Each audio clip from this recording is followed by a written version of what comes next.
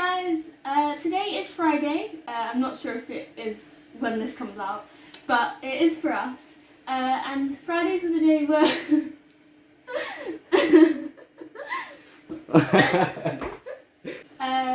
Fridays are the days where we drop our paces and work on Black history, world history, and general knowledge.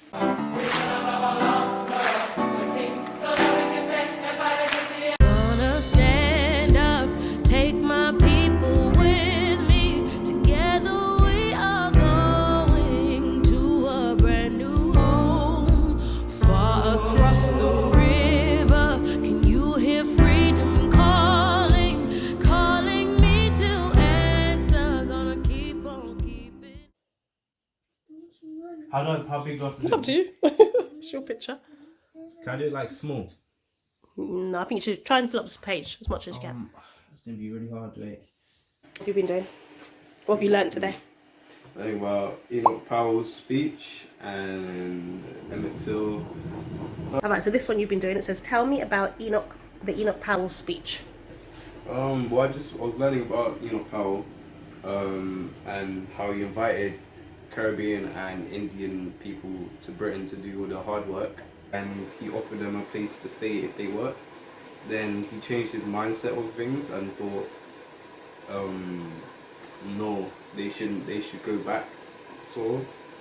Okay, so over here, you're talking about, it says, so Enoch Powell was a hero to some people, he was a threat to others, and he was a fraud to black people. So tell me why you think Enoch Powell would be a hero to some people.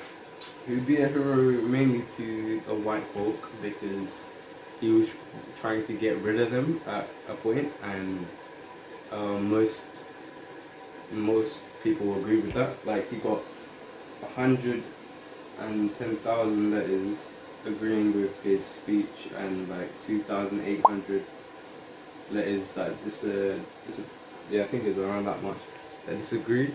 And then he was a threat to the Caribbean, the black and browns, because some of them were getting killed.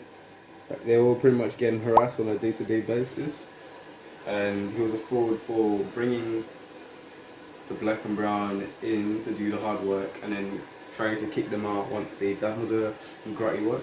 Okay, and do you know what the speech was called? The River of Blood. The Rivers of Blood. Well done. Anything else? What else have you been? What other things have you been looking at today? Emmett Till. Emmett Till. Tell us about Emmett Till. He was lynched and harassed by police officers for offending a white woman in her family store. Yeah, so he was harassed first and obviously lynched after. Okay, cool. Leia, what have you been doing? I am working on my sixth. Keep going. Your sixth one? 6. Out of how many? A lot. How many do you do? 6. How many do you normally do on a Friday? 12. 13. Okay, so what have you been learning about? So I've been learning about the Windrush generation. Okay, tell us about the Windrush generation. The Windrush generation are a group of people who arrived to the UK from the Caribbean in 1948, and 1973.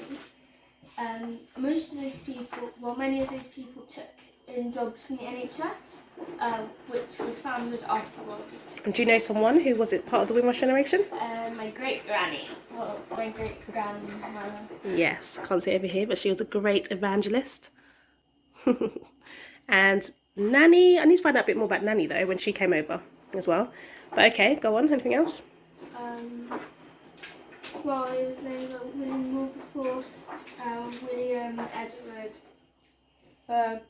Grant, I can't pronounce that, Du Bois, World War II, Walter Rodney, and white supremacy, and then the United Nations. And the one I'm doing currently is Uncle Tom, which is an offensive term. Yes, it is.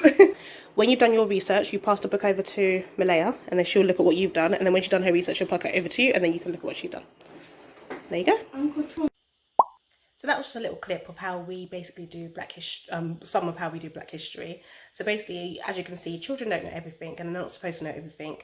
I don't know everything either, but obviously during lockdown, we just went a bit harder in terms of Black history, in terms of the things that we needed to understand, the discussion that took place. And I kind of just allowed the children to be free to kind of discuss what were in their mind, using language that they would use naturally, and then I just correct them wherever it's due.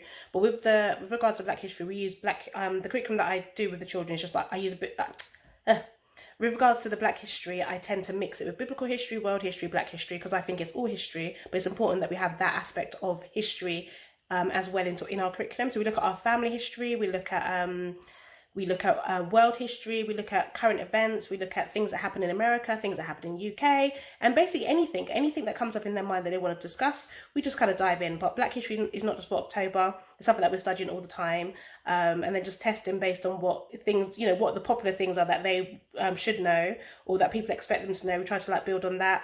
I also mix it with a bit of general knowledge as well. So this is not part of the AC curriculum. The AC curriculum that the children do is based on world history and British history. So I just try to mix up as much as I can. I'm learning at the same time as much as the kids are. So there you have it. Bye.